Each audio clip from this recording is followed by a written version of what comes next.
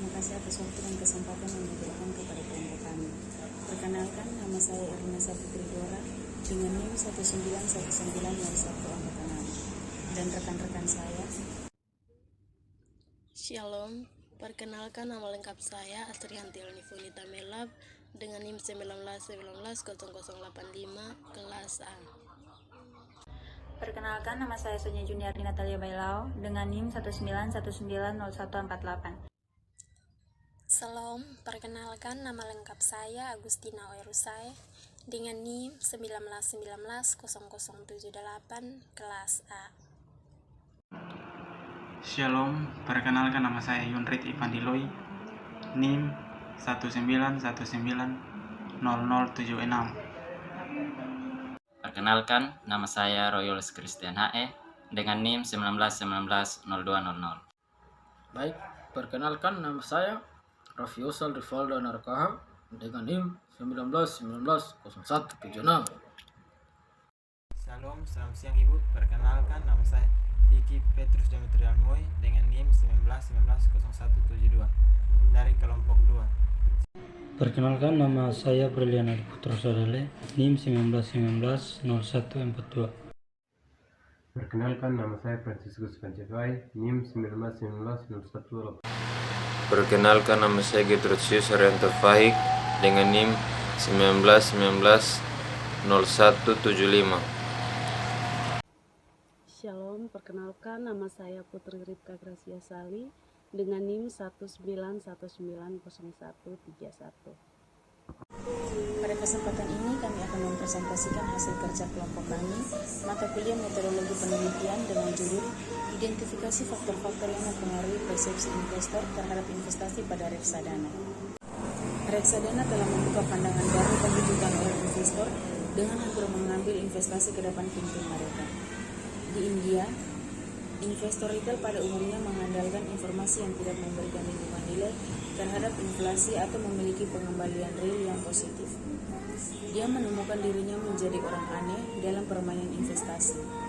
Reksadana telah datang sebagai bantuan yang sangat dibutuhkan oleh para investor ini. Dengan demikian, keberhasilan reksadana pada dasarnya adalah hasil dari upaya kolektif para pengelola dana yang cakap dan investor yang waspada.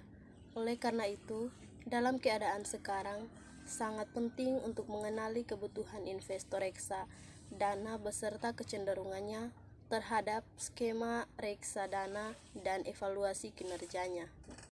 Kita masuk pada ruang lingkup. Seperti yang kita ketahui bahwa tujuan dari penelitian ini adalah untuk mengetahui persepsi investor terhadap reksadana sebagai sarana investasi. Data telah dikumpulkan dari 100 investor hanya dari wilayah Delhi atau NCR. Tinjauan pustaka.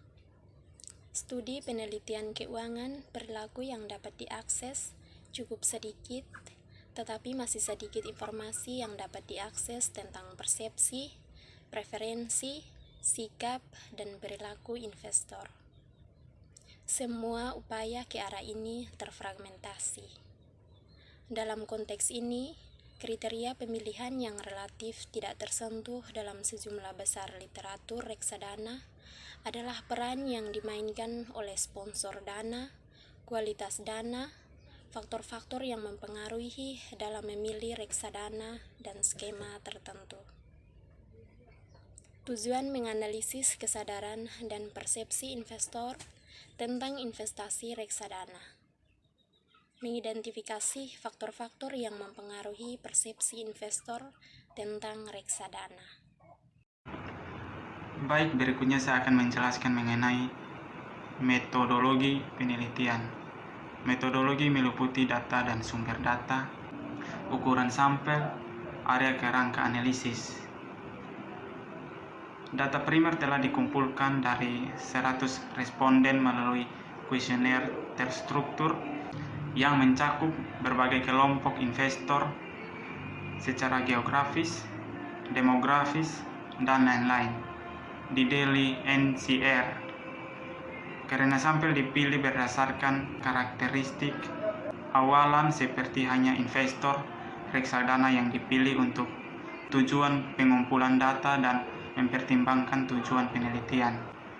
Teknik purposive sampling telah diterapkan untuk pemilihan sampel.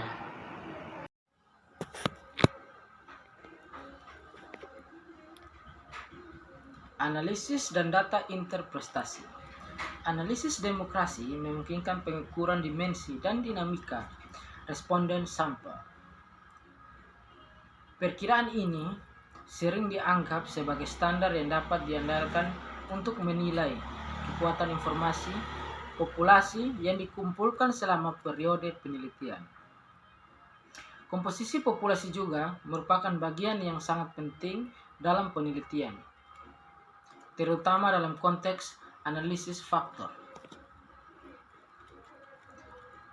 Informasi berkisar ratusan tahun yang lalu tidak selalu bermanfaat karena jumlah orang yang datanya tersedia mungkin tidak memberikan informasi yang penting. Kurangnya informasi tentang prosedur pengumpulan data asli dapat mengevaluasi kualitas data yang akurat. Wisata Instagramable, yaitu kebijakan pemerintah daerah dalam pengelolaan lingkungan berkelanjutan. Pengembangan pariwisata menggunakan media sosial atau pembuat kebijakan mengunggulkan pariwisata yang Instagramable jatuh tempo ke dalamnya diasumsikan efek pada tujuan gambar, sosial dan infrastruktur, perkembangan dan ekonomis manfaat. Namun itu dinamika dari membuat sebuah pariwisata tujuan kadang Instagramable membawa ke atas kondisi itu mengabaikan itu aspek dari berkelanjutan lingkungan pengelolaan. Pelaku usaha pariwisata yang mengelola lahan alam menjadi tempat wisata buatan yang Instagramable dan perilaku konsumen yang merusak nilai estetika destinasi wisata adalah beberapa contoh operasional hasil yang ditimbulkan oleh kebijakan daerah terkait pariwisata yang Instagramable. Penelitian ini merupakan penelitian kualitatif dengan pendekatan deskriptif untuk menganalisis arah dan implementasi pengembangan wisata alam Instagramable untuk mendukung pengelolaan lingkungan yang berkelanjutan. Analisis data menggunakan beberapa metode, antara lain metode deskriptif, kualitatif, dan analisis kebijakan. Secara konseptual, analisis kebijakan telah dielaborasi oleh McRae. McRae menyebutkan beberapa elemen di aturan analisis terdiri dari sebuah definisi dari masalah itu, kriteria untuk pilihan, alternatif, model dan keputusan, dan politik kelayakan.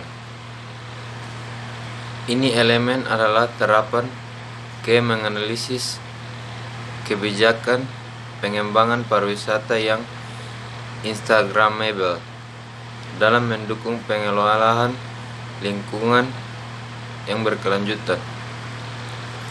Namun pendekatan analisis kebijakan yang ditentukan adalah kualitatif.